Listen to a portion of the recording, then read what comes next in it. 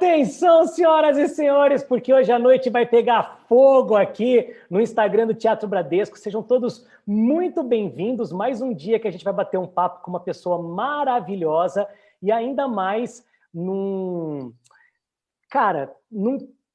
parada assim que a gente está fazendo questão de fazer aqui no Teatro Bradesco, que é dar voz às pessoas e conversar sobre a minha voz, que é um dos pilares aqui de todas as lives do Teatro Bradesco, e eu faço questão de apresentar e introduzir a nossa convidada de hoje com a maior felicidade do mundo, porque são mais de 600 mil inscritos no YouTube, mais de 500 mil seguidores no Instagram. A dona Rita começou lá no Tempero Drag, que era um canal de culinária vegana, com uma cara um pouco burlesca, com figurinos ali dos anos 50, 60, 70, e ela acabou se tornando a drag queen mais intelectual do Brasil. Na verdade, ela não se tornou, ela já era. Ela estava só esperando o momento certo de colocar essa cultura toda para fora. Então, senhoras e senhores, recebam com o maior carinho do mundo, Rita Von Hunt.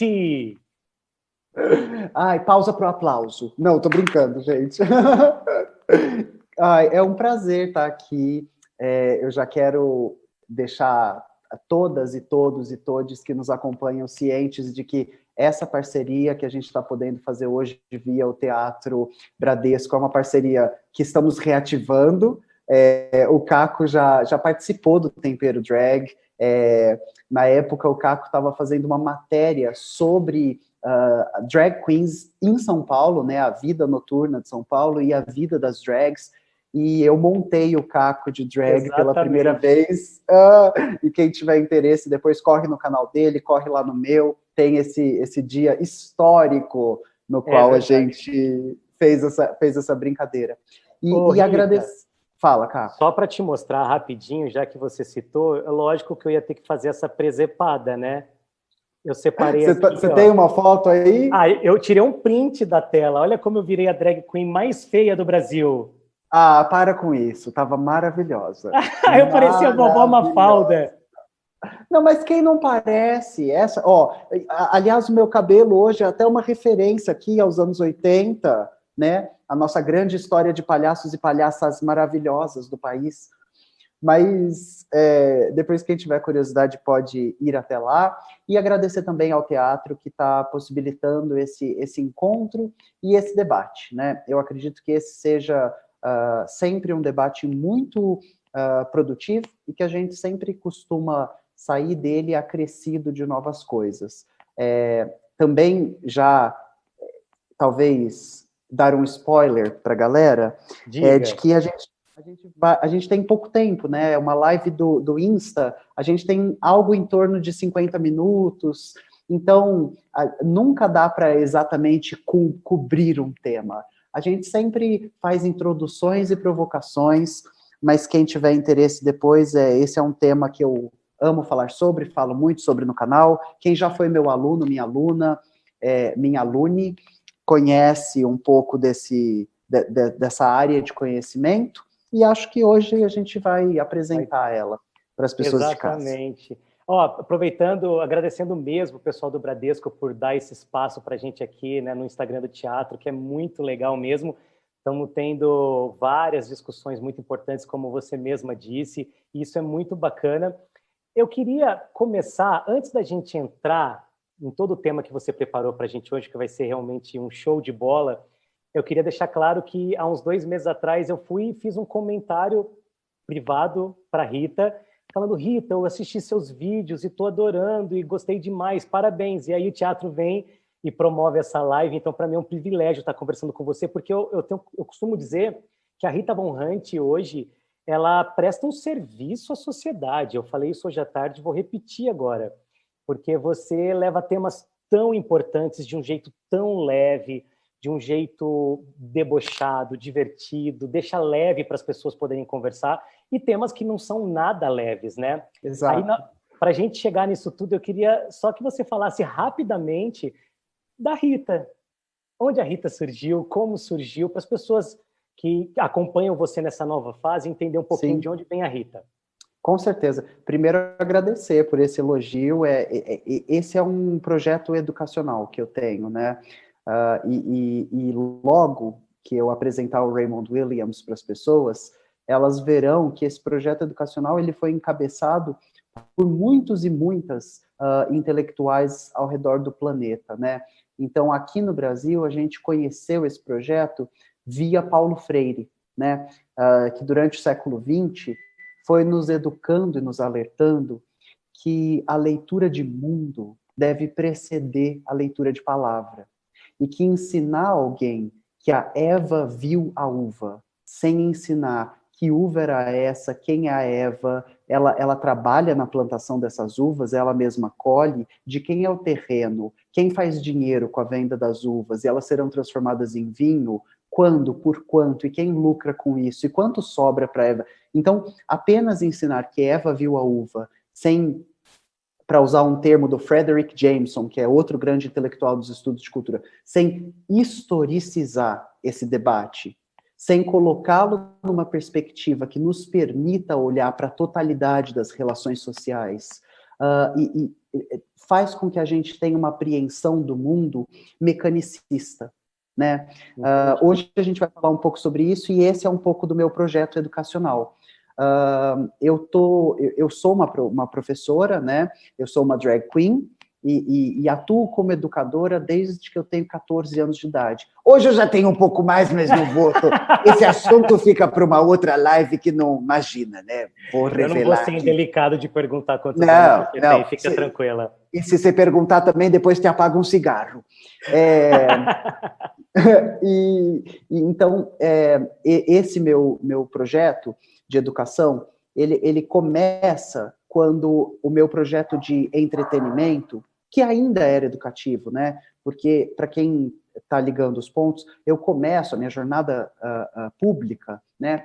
Ela começa de forma emancipada, porque eu participei de um reality show, de uma competição de drag queens, uma academia de drags, mas ele começa de forma única, né, como Rita Von Hunt, através de uma incursão de comédia em entrevista que tinha como pano de fundo culinária vegana, né? Eu ensinava as pessoas a cozinharem pratos e a entenderem que o veganismo, ele não é uma dieta, mas ele é um embate político, né? Que quando a gente reduz o veganismo a uma dieta, a gente caducou, a gente foi englobado por uma lógica que vai, e a gente veio falar sobre isso ao falar sobre estudos de cultura, uma lógica que vai transformando tudo em cultural e desligando esse produto, esse fenômeno cultural da lógica política e econômica que o produz, né?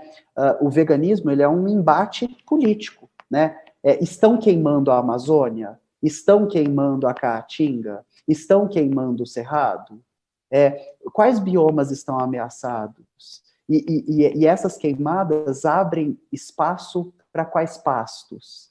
Exatamente.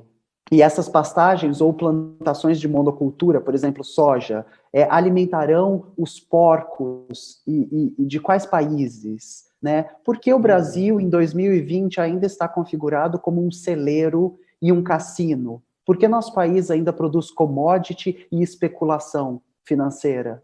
Né? Todas essas questões são questões Tudo isso está dentro do estudo de cultura também. Exato, né? Exato. O estudo de cultura é uma ferramenta para discutir tudo isso. Tá. E aí, só para a galera se ligar, então, a Rita Von Hunt, ela surgiu, então, dentro do canal do Tempero Drag, onde você já tinha essa personagem antes? Sim e não, né? De onde veio o nome?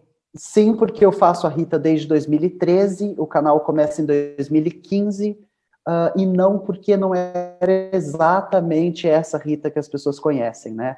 Porque a Rita que as pessoas conhecem hoje é uma professora de humanas politicamente engajada, com um sotaque bem especial. Com uma roupa Rita... maravilhosa. Com meu figurininho, de professora. Inclusive, esse aqui eu ganhei de um brechó, de uns amigos aqui de São Paulo, depois eu vou divulgá-lo. E com figurino retrô, tarará. E quando a Rita começa, ela não era exatamente essa Rita. Então, começo em 2013, o meu nome é um apanhado de referências da Rita Hayworth, que era uma atriz norte-americana. Gosto muito dela porque ela começa a carreira como uma pessoa na qual ela era meio desacreditada, né?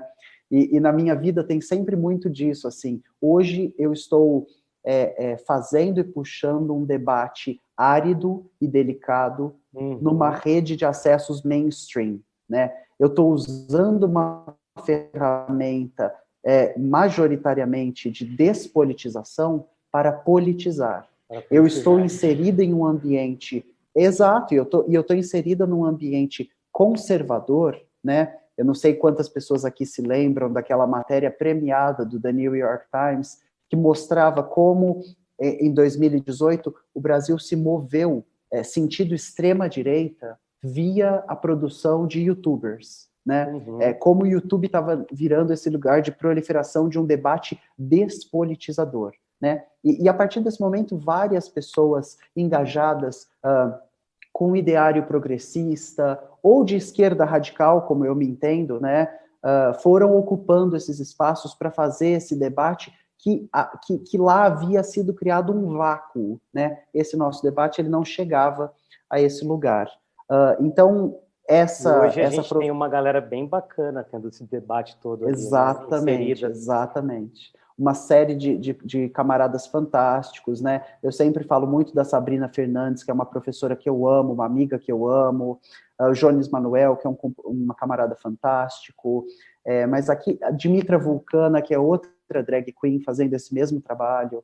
Então, existe uma série de pessoas incríveis e qualificadas fazendo esse trabalho. Rita, e aí deve ter sido uma linha muito tênue, né? Porque antes da Rita começar a mostrar o seu lado professora, que ela tinha desde os 14 anos, eu lembro muito quando eu troquei uma ideia com você há uns bons anos atrás, eu defini a Rita como uma dona de casa, de idade mediana, conservadora. Ela era conservadora, não era?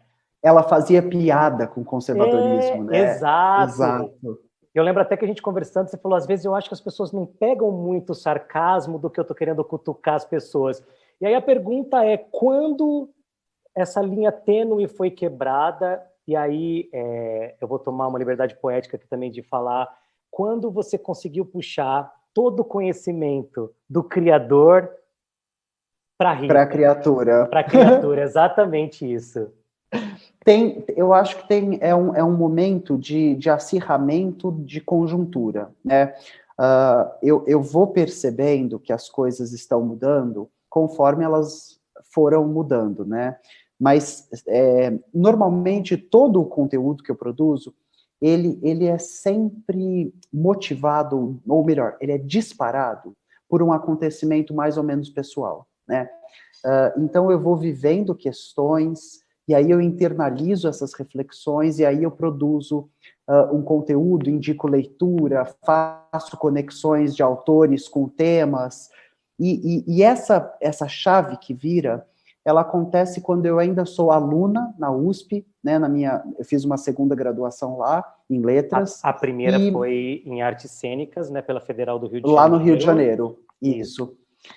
E quando eu estou lá na USP, eu ia e voltava de ônibus, né, usava transporte público, e eu estou dentro do ônibus, no ponto ali específico, era um ponto que ia do metrô para dentro da faculdade, é um ônibus, aliás, que foi conquistado via movimento estudantil e uma luta, porque ele é um ônibus circular, que para quem é aluno da USP é gratuito, enfim, né, luta política.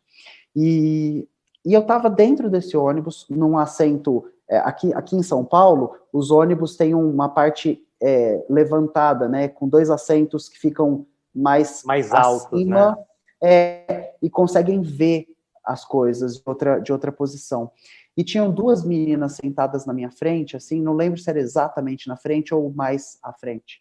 E elas estavam falando, a gente estava perto das últimas eleições, né?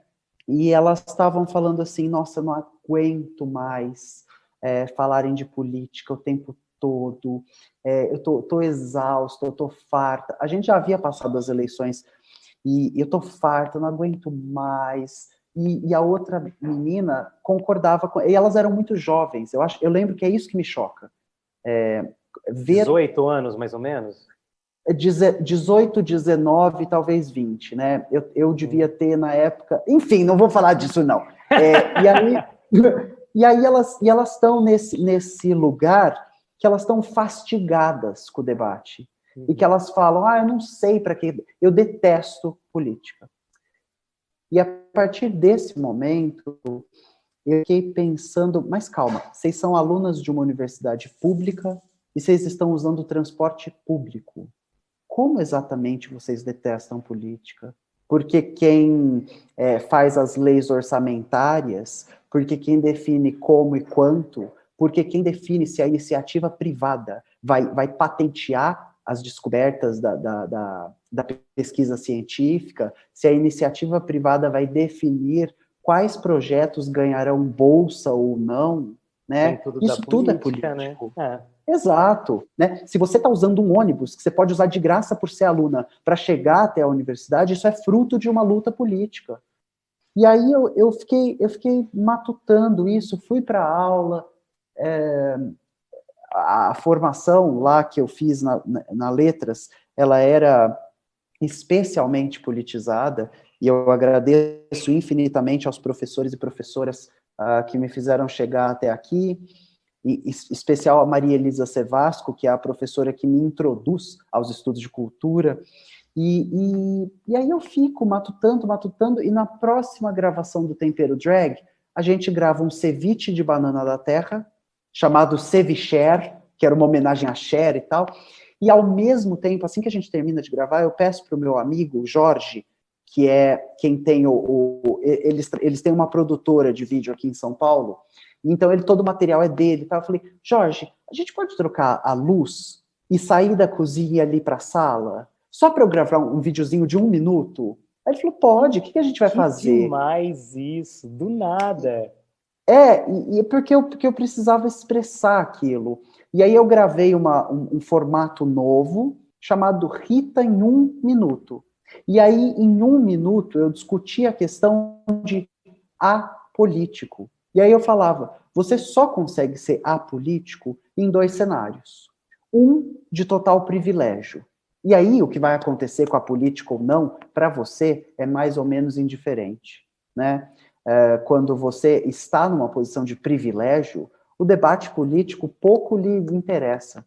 Ou uma outra posição de total alienação, né? Então, só existem esses 2 lugares para os apolíticos, né? E vejamos bem, muitas das pessoas privilegiadas são apolíticas como projeto político, né? Porque o privilégio delas é resultado de embate político. O privilégio delas é resultado de que no Brasil não teve reforma agrária. O privilégio delas é resultado... Enfim, e aí muitos debates. De brigas que aconteceram lá atrás e que resultaram... Exatamente. Ou então processo da pauta da briga, né? Perfeito. É um processo histórico que faz com que seja possível o lugar do privilégio. Então, eu produzo esse conteúdo, é um vídeo de 1 minuto, ele ainda está lá no canal, e a adesão das pessoas, assim, elas, toda aquela fina ironia, o sarcasmo, que às vezes passava despercebido, ou que às vezes passava como entretenimento e humor, aqui ele é o prato central. É por isso que o nome do canal continua sendo Tempero Drag, porque eu estou ciente que eu ainda... né? E eu ainda estou servindo alguma coisa às pessoas finamente temperado, né? Esse debate, ele ainda está temperado de sarcasmos e ironias. Rita, não te deu medo, em momento algum, de começar a tratar de assuntos mais delicados no canal? Eu tô te perguntando isso porque a gente vem num país preconceituoso, um país onde as pessoas... Eles têm... Quando eu falo preconceituoso, eu falo de tudo. Todo mundo tem um preconceito sobre várias coisas ali e tal. E você, uma artista LGBT, uma drag queen, falando de assuntos que geralmente são homens que tratam, né? São os homens que falam de antropologia, sociologia, essas coisas todas. Você não ficou com medo de surfar nessa onda, assim, e de sofrer uma retaliação? Eu acho que existem 2 entendimentos Caco, que me norteiam no combate desse medo, né? É claro que houve o medo, e inclusive o medo foi acompanhado de ameaça, né? Eu estou fazendo esse trabalho há anos agora no YouTube, e eu imagina, ameaça de morte virou um dado corriqueiro na minha vida, Isso era uma né? das minhas perguntas. Você recebeu, então, ameaças concretas de pessoas? Porque hoje em Sim, dia nós vivemos uma intolerância gigante, né? sim, e é muito engraçado, porque aqui vão sendo elucidados alguns pontos da nossa vida em sociedade e também da nossa cultura, né? Por exemplo, tem um dado muito engraçado, que as minhas amigas mulheres, produtoras de conteúdo dentro desse debate político, dentro, por exemplo, da esquerda radical, as ameaças que elas sofrem estão sempre permeadas por uma violência de gênero. Então, dentre as ameaças, sempre consta uma ameaça iminente de violência sexual, de estupro, né? E fazendo esse trabalho como drag, eu sempre sou colocada nesse lugar de violência de gênero, né? Então, esse também é um dado que tensiona os nossos entendimentos de como acontece violência no nosso país e de como essa violência em específica sexual, ela está destinada a tudo que se confronta com uma ideia de macho alfa, né? Então, por exemplo, quando a gente pensa numa autora que eu sou apaixonada, Silvia Federici, e quando ela está fazendo a produção acadêmica dela sobre mulheres e caças bruxas, né, que é o nome de um dos livros dela, Caliban e a Bruxa, O Ponto Zero da Revolução, todos esses são sobre esse tema. A Silvia Federici, ela vai ser muito perspicaz em colocar que um dos fenômenos por trás da cultura das caças bruxas é uma alteração no paradigma social. Então, você tem a igreja e o Estado e uma incipiente burguesia recobrando para si poderes que estavam exercidos por mulheres. Então, a igreja, o poder de gerar comunidades. Até hoje, a gente vai almoçar na casa da avó. A gente celebra o Natal na casa da mãe. Então, esse poder de fazer com que a comunidade fique unida era um poder feminino, né? Uhum. De nomear a comunidade, de traçar os elos, era um poder feminino. E a igreja recobra para si, também com o poder de ligar com o divino, que era um poder feminino, também com o poder de trazer ao mundo, que sempre foi um poder feminino, né? As parteiras, toda a ciência conhecida pelas parteiras, e de curar males do corpo e do espírito, que eram coisas das curandeiras, das mulheres que dominavam a ciência das plantas, né? Então, Incrível isso. e esse é o gatilho que vai disparar a caça às bruxas. A igreja querendo esse poder de volta, essa incipiente burguesia num processo de cercamento das terras e de empobrecimento das populações campesinas europeias, que vão começar a se tornar sem terra, sem dinheiro, pobres, e aquela figura da bruxa velha, corcunda, resmungando, espraguejando, vem dessas mulheres que foram desterradas, né? Vem dessas mulheres que eram sem teto e sem terra, por causa desse movimento de avanço do cercamento dessa burguesia, né? E os estados que, de novo, estão conjurando para si o poder da lei, de prescrever o que, como, onde, quando e por quê. E as mulheres, elas vão sendo destituídas desses poderes, e as que se confrontam O que são acontecia? as uais, eram intituladas de bruxas e queimadas vivas, perseguidas, assassinadas, né? Abandonadas. Empobrecidas. E esse não é um fenômeno antigo, né? Eu tô com tudo isso muito fresco na cabeça, porque a Mari G, que produz conteúdo comigo, é co-apresentadora lá no canal, ela faz o Mulheres Foda comigo. A Mari tá montando uma pesquisa e tá dando palestra sobre as mulheres e as caças às bruxas. E aí eu tô tendo a oportunidade de ler de novo, de falar para ela, miga, ótimo, e se a gente pensar nisso aqui? Então a gente tá tá fazendo esse trabalho de se provocar. Ela me provoca, eu provoco ela. Então eu tô com isso fresco na cabeça. Ô, Rita, Mas, ia fala. te perguntar justamente sobre isso, né? Eu sempre ouço você muito falar sobre os estudos de cultura. Tudo Uhum. isso está dentro dos estudos de cultura. Eu queria que você até explicasse um pouco para as pessoas o que é esse termo, né? Porque ele é um termo que não é novo, obviamente, mas é um termo onde as pessoas não é muito normal as pessoas falarem sobre estudos de cultura por aí. Sim, sim. Ele, de certa forma, fica restrito a uma área mais ou menos de jargão acadêmico, né? Então, esse termo, ele fica nebuloso e ele fica quase como uma área de acesso restrito, né? É só para pessoal autorizado, igual aquelas portas que Não a gente entre vê. aqui, né? Só staff only, né? E a gente passou por alguma coisa semelhante com debates acerca, por exemplo, da indústria de cultura, da indústria cultural. Né? Há não muito tempo atrás, esse era um debate mais ou menos estritamente acadêmico. Né? E o Adorno, né, o Theodor Adorno, é o intelectual da teoria crítica da Escola de Frankfurt, que se valia de teoria marxista, né? Ainda que seja difícil falar que ele é um marxista e tal, mas eu gosto de falar que é.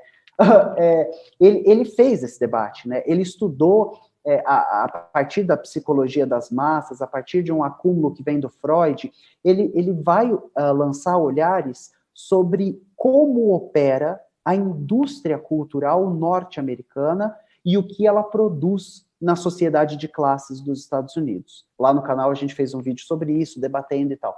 E hoje esse debate, ele já está mais ou menos integrado às nossas conversas, né? A gente já consegue discutir os efeitos nefastos da propaganda, a gente já consegue falar sobre quanto da nossa pressão corporal é um novo produto criado pelo capitalismo, Quando né? você fala sociedade dos Estados Unidos, a gente pode entender o mundo todo, né? Porque eles influenciam o mundo Claro, inteiro, né? Tá. claro. Aliás, Caio, como eles influenciam o mundo inteiro? Essa é uma pergunta brilhante, né? Se a gente tem em mente que as três maiores indústrias norte-americanas são a indústria alimentícia, o exército, a indústria militar e a indústria de cultura, né? Esses são os três maiores orçamentos lá dentro. Essas são as três maiores produções de superávit. Essas são os Estados Unidos está erguido sobre esse pilar, né? Uma alimentação que se exporta para o mundo via fast food, via sanduíche, via tranqueira, via açúcar, né?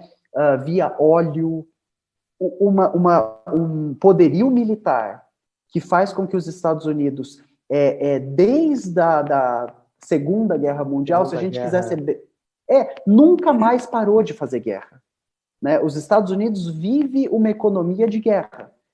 A administração do Bush, para a administração do Obama, para a administração do Trump, os Estados Unidos nunca deixou de estar em guerra. Né? E se eles não estão na linha de frente, eles sempre estão ali rodeando, vendendo.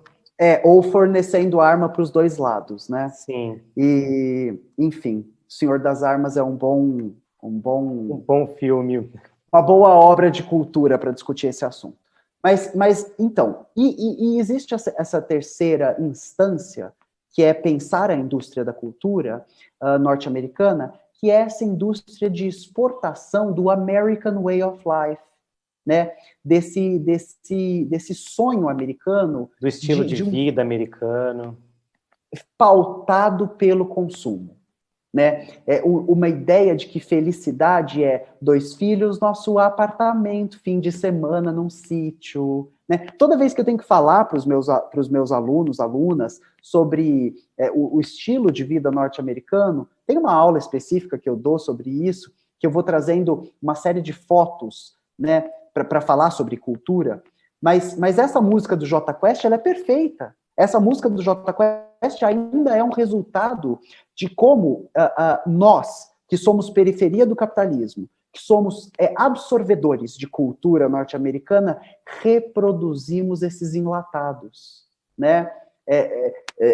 2 filhos, nosso apartamento, fim de semana num sítio, é praticamente o lema dos Estados Unidos nos anos 50, né? Só faltou a dona de casa com aspirador de pó. É o famoso American Dream, né? Exatamente, exatamente. Então, eu estou aqui elencando esses pontos para falar, esse é um debate da indústria de cultura. A gente já o faz, né? A gente já consegue falar sobre ele em termos mais ou menos acessíveis a grandes populações, né? Esse é um debate que já é acessível. E agora, os estudos de cultura, eles são uma área de produção de conhecimento, ou seja, eles são uma área de produção de epistemologia, né? Como fazer saber sobre o saber. E os estudos de cultura, eles aparecem no mundo via Inglaterra, né? Eles começam na virada do século passado, em 1950, né? E eles têm como seu maior representante esse intelectual ao qual eu sempre me refiro, é um dos intelectuais que eu mais estudo, que é o Raymond Williams, né? O seu Raimundinho, lá no canal a gente chama ele de seu Raimundinho. Porque eu falo muito dele, ele aparece em quase todos os vídeos. E o Raymond Williams, ele é um dos intelectuais que vai conseguir fazer uma coisa, né, na academia a gente chama de corte epistemológico. É quando um intelectual... Traduza. É quando um intelectual, através de uma percepção da realidade, consegue realocar os temas e redirigir o debate, né? O corte epistemológico é quase como se a gente produzia conhecimento dessa forma e uma nova percepção das relações aqui colocadas consegue redirecionar essa produção. Como se fosse uma reprogramação, você conseguir reprogramar Perfeito. Um comportamento, como se você mudasse o chipzinho ali de dentro e conseguisse fazer as coisas mudarem. Mais ou menos isso. Perfeito. E o Raymond Williams, ele faz isso ao redirigir, ao recolocar a centralidade do debate da cultura nas relações de produção, né? Tem um texto seminal dele, que é de muito fácil acesso, todo mundo acha em PDF, não é uma leitura simples, é uma leitura complicadíssima, mas é uma leitura que vale muito a pena fazer para quem está interessado nesse debate, chamado Base e Superestrutura, né? A teoria marxista nos estudos de cultura. Você consegue dar uma breve, assim, resumida do que se trata o livro? É um texto, é um ensaio. Eu consigo falar, talvez, sobre como é uma percepção que está acontecendo na virada do século. Então, isso está sendo escrito nos anos 50 e 60. Começa na Inglaterra, porque a Inglaterra está vindo de um cenário que é a Segunda Guerra Mundial. Pós-Segunda Guerra Mundial, a sociedade britânica se reorganiza. E ela se reorganiza num movimento de contestação de algumas coisas que estavam postas, né? Até os anos 50, falar em cultura era mais ou menos falar em um reino de erudição. Cultura era uma coisa que as massas não tinham acesso. E o Raymond Williams nos fala, não existe massa, existe jeito de olhar para o povo. E falar massa, exatamente. E falar massa é um jeito elitista e snob de olhar para o povo. Porque não existe massa, né? Então, a partir dos anos 50, com todas essas subsequentes reorganizações da tessitura social, do tecido social britânico, o debate de cultura, ele vai ficar explícito, que existe gente discutindo cultura como se fosse algo para um grupo seleto, algo que pessoas têm acesso, né?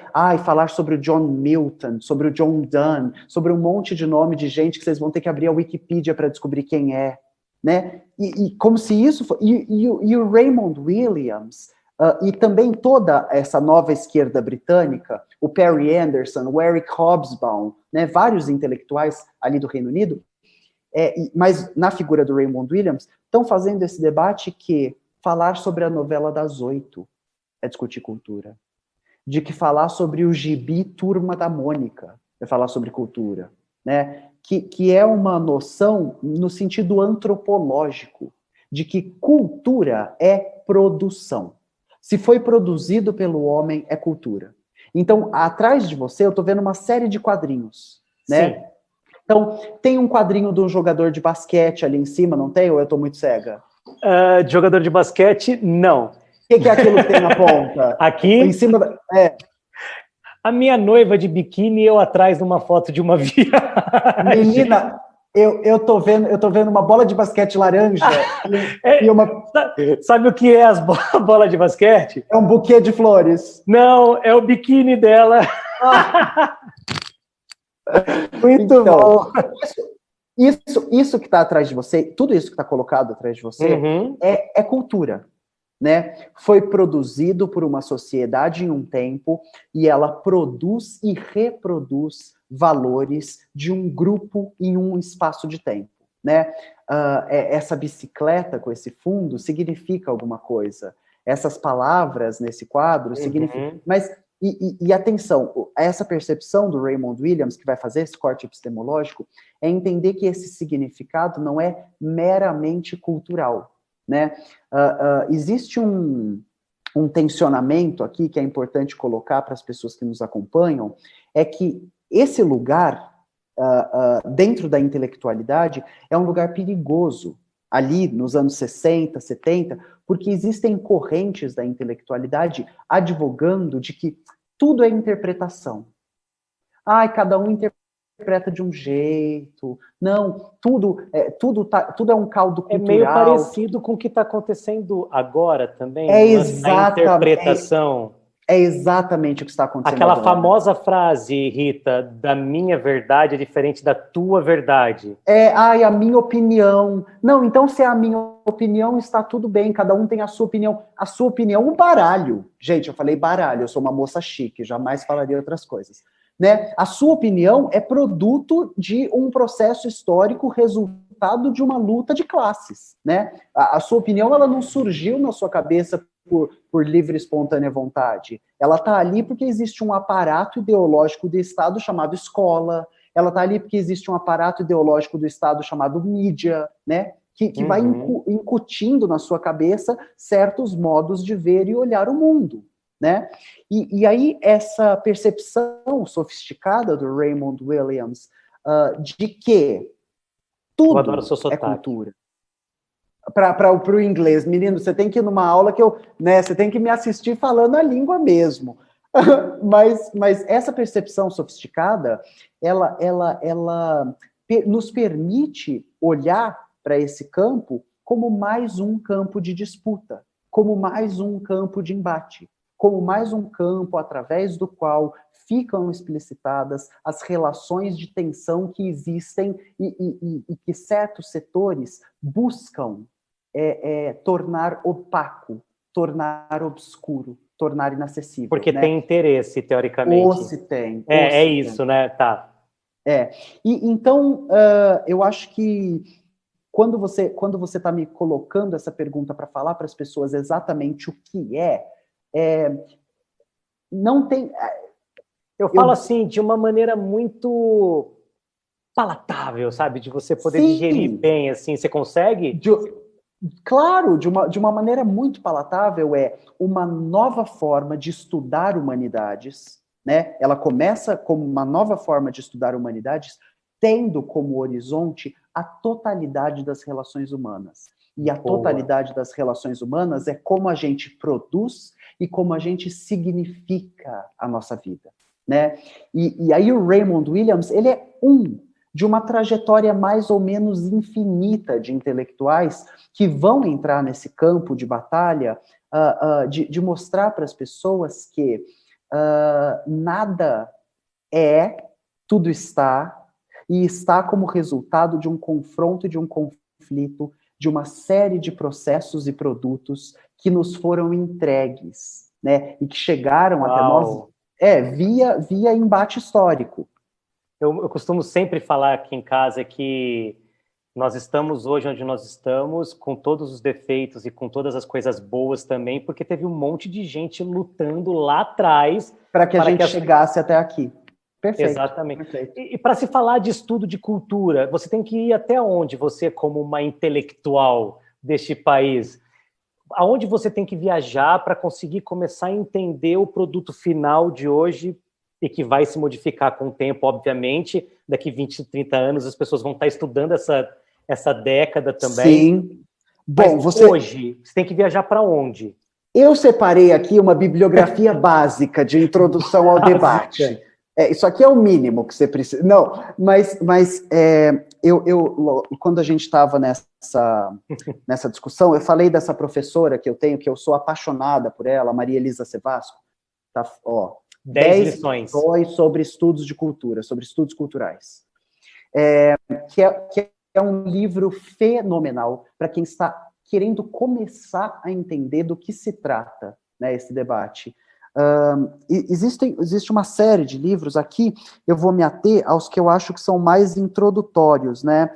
Tem esse chamado Introdução aos Estudos Culturais, né? Que começa também com esse debate de por que a gente está discutindo gênero, né? Por que, por um acaso, no Brasil, né? Não é exatamente isso, eu estou tentando puxar para tornar mais... Faça isso, por favor. Mas por que, de repente, no Brasil, toda vez que um cargo do poder executivo, né, prefeitos, governadores e presidentes, são eleitos, existe uma alta de pesquisa no Google sobre ideologia de gênero? Bom, é porque isso se tornou uma plataforma política, né? Se tornou um jeito de se fazer política. Acusar pessoas de serem ideólogos de gênero, falar que gênero é natureza, de que todo o resto é bruxaria, né? Eu nunca me esqueço, por voltar na Silvia Federici, no início da nossa conversa, quando a Judith Butler, que é uma intelectual da teoria queer, quando ela vem ao Brasil falar sobre gênero e sexualidade, ela é recebida por grupos reacionários, por grupos conservadores, ela é recebida no aeroporto mediante a gritos de que ela era uma bruxa. Jura? Né? Porque cultura não se apaga. Cultura só se acumula. Tudo que a gente tem conosco, inclusive significados de palavras, eles carregam consigo um acúmulo mais ou menos infinito. Deixa eu só mostrar. Eu aprendi um monte de coisa sobre palavras recentemente, que foi bem legal. O que você aprendeu? Eu aprendi várias coisas. Eu estava trabalhando esse ano e tinha uma produtora comigo, negra, e a gente conversando, e ela começou a me ensinar coisas muito do dia a dia, como criado mudo, que as pessoas falam criado mudo, né? Sim. E a mesinha de cabeceira da cama, eles chamavam de criado mudo, ela me explicou porque eram os negros que ficavam, e muitos deles eles eram até mutilados, né? Cortavam-se as línguas para que eles não falassem durante a noite. Exatamente. Ela me explicou também sobre mulato, mula, perfeito, de onde vinha, o termo mulato, de onde vem, coisas do tipo. Então, é muito legal quando você consegue entender o significado da palavra e aí automaticamente começar a tirar ele do seu vocabulário. Porque a gente repete coisas que a gente não faz ideia de onde surgiu e como surgiu, né? Sobre isso que você está falando, esse é um livro que eu também sempre indico às pessoas, chamado Palavras-Chave, do Raymond Williams, no qual ele vai fazer exatamente isso. Ele vai localizar termos, é claro que não são termos da cultura brasileira, né, como criado mudo e mulata, mas ele ensina a gente a fazer isso com um criado mudo e mulata. Né? Isso é muito legal. Quando ele localiza os termos e mostra qual é o primeiro ano em que esse termo é registrado em língua inglesa e o que ele significava então, e quais são os processos sociais que aquela sociedade vai passar para que esse termo passe a significar outras coisas, né? Por exemplo, cultura, que é o termo que a gente está aqui falando sobre, entra no inglês no século XIII, né? E ele entra via latim, né?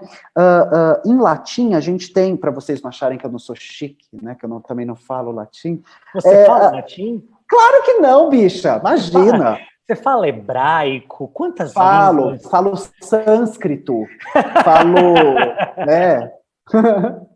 Muito bom. Mas lá na Letras, na USP, a gente é obrigada a fazer latim, né? Eu fiz 1 ano de latim. Então, se me der um texto, eu sei até apontar sujeito, verbo e complemento, paro por aí. Não, Muito mas, bom.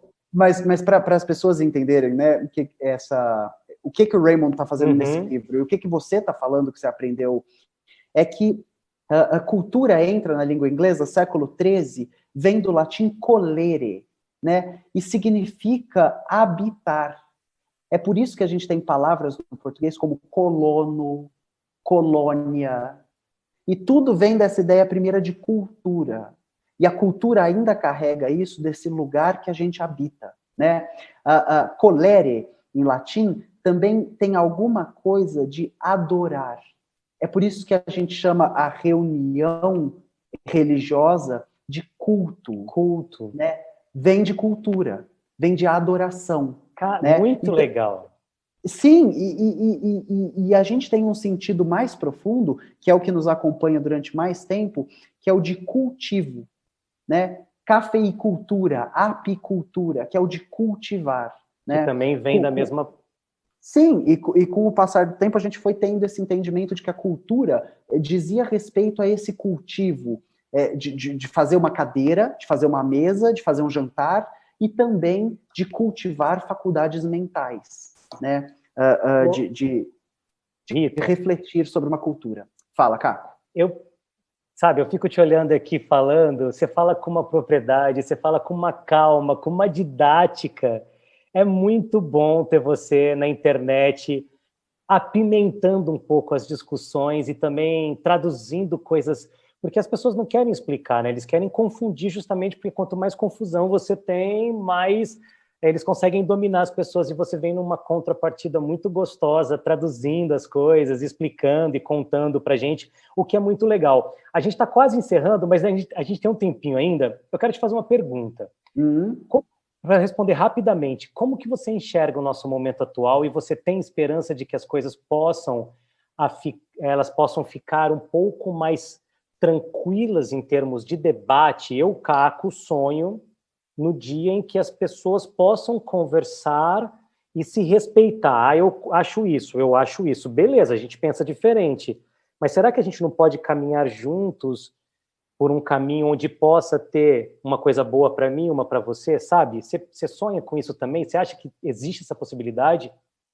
Eu acho que a gente tem 3 pontos sobre a sua provocação. O primeiro deles é essa ideia que você fala sobre a minha visão do nosso tempo. Existem talvez 3 projetos por trás da confusão na qual a gente está instaurado, né? Um deles é que quando tudo parece muito confuso, existe uma tendência social de que a gente clame por um grande pai, por um grande ditador, por alguém que vai colocar ordem nas Entendi. coisas. Criar um senso de confusão é um jeito de gerar uma vontade por prescrições, por normas, por rigidez. Existe uma outra coisa, que existe uma apreensão política dessa confusão, que é um projeto de politizar através da despolitização, que é fazer com que cada vez mais gente pense, não, política é tudo corrupção, tudo ladrão, não quero nenhum envolvimento com Não isso. quero me Não vou, envolver. isso aí só dá briga, política não se discute. Quanto mais gente a gente estiver reproduzindo esse discurso, menos resultados possíveis daí a gente vai tirar. E a terceira e última coisa é que quando você pergunta se eu tenho esse sonho, a Maria Elisa, essa professora que eu sou apaixonado, ela uma vez me falou assim, toda vez que você precisar explicar para alguém o que é estudos de cultura em um tweet, você explica da seguinte forma: We think, how come they think the way they think? Ou seja, a gente pensa sobre como é possível que esse grupo pense da forma que eles pensam. Isso é fazer estudos de cultura. Então, eu tenho essa opinião e você tem essa, não interessa para o estudioso de cultura. Para o estudioso de cultura, interessa o que torna possível que essa pessoa desse tempo histórico, com essa configuração social e econômica, desenvolva essa opinião, e o que torna possível que essa desenvolva essa, e o que acontece quando essas duas opiniões colidem. Talvez, para encerrar, e para me valer desse pouco tempo que nos resta, eu queria ler o último parágrafo desse texto, Lê Cultura pra e gente Sociedade, do rapidinho, Raymond que nós estamos Williams. com o tempo bem corrido. Não, é a última coisa. E eu sempre faço essa discussão porque eu acho que ela aponta de que lado a gente está quando está preocupada em fazer essa discussão. Bom, toda crise humana é sempre uma crise de entendimento. O que a gente genuinamente pode entender, a gente genuinamente pode fazer. Eu escrevi esse livro porque eu acredito que a tradição que ele documenta é uma grande contribuição ao entendimento comum. E um grande incentivo às suas necessárias extensões. Existem ideias e formas de pensar que carregam consigo as sementes da vida. E outras ideias, talvez mais enraizadas no fundo das nossas mentes, que carregam consigo as sementes da morte ou da morte geral.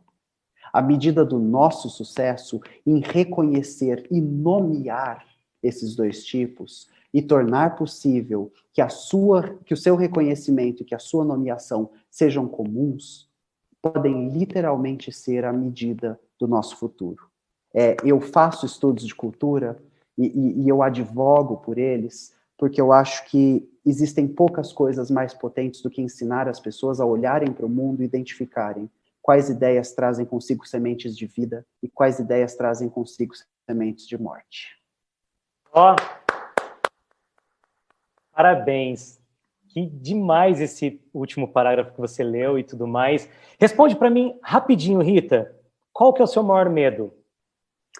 Meu maior medo é que a gente pare de encontrar formas de lutar. Qual que é o seu maior sonho? Meu maior sonho é que um dia a nossa luta não seja mais necessária.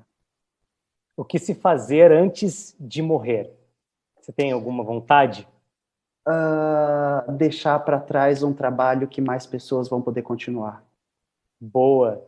Qual que é o seu estilo de música favorito? Acho que eu gosto de músicas que me fazem pensar. Músicas que te fazem pensar. Você prefere uma tarde calma em casa ou uma noite animada num bar rodeado de amigos e amigas? Os dois. Se pudesse ser uma noite agitada de amigos em casa, fechou. Qual que vai ser a primeira coisa que você vai fazer quando tiver tudo liberado depois dessa quarentena? De abraçar de verdade, de estar mais tranquilo? Um mutirão de teatro. Assim, eu vou entrar no teatro na quinta-feira e vou sair no domingo depois de assistir tudo que tiver. E agora uma pergunta para finalizar. Você gosta do seu nome? Eu amo meu nome, imagina, oxe. Mas se eu pudesse, eu também chamaria Yolanda Vara Santa. Essa era a minha pergunta. Se você pudesse mudar, seria Yolanda Vara Santa. Sim, menino, porque faço milagres. Rita, queria te agradecer demais pelo papo hoje. Queria agradecer ao Teatro Bradesco por esse espaço maravilhoso. Deixa suas redes sociais para o pessoal poder te acompanhar, por favor. Com certeza. Bom, foi um prazer, também agradeço imensamente ao teatro. Quero deixar aqui o convite para que, se vocês quiserem estender esse debate, esse bate-papo, vocês me procurem no YouTube, como Tempero Drag, onde a gente tempera as nossas discussões do nosso jeito, e aqui no Instagram, como Rita Von Hunt. Vocês devem me achar. É isso aí, eu sou o Caco de Castro, @Caco de Castro, vocês me acham também em todas as redes sociais. Por favor, me acompanhem. Rita, um beijo enorme. Amei bater esse papo com você, Caco. Tô morrendo de saudades. Eu também. E só para finalizar, assistam e reflitam. Vejam o conteúdo da Rita, porque te faz pensar. Você pode até não concordar, mas vai te trazer muita bagagem para você ter novas opiniões. Vale muito a pena. É isso, gente. Não precisa concordar, só precisa debater. Exatamente. Beijo para vocês. Continuem aqui também com a gente no Teatro Bradesco, no Instagram. Muitas lives vão acontecer ainda, tem uma programação maravilhosa. O teatro, aos pouquinhos, está retomando suas atividades aí pós-pandemia. Pós-pandemia não é porque não acabou, mas já estão começando a ter alguns eventos. Por favor, acompanhe a gente. Um beijo e até o próximo. Tchau.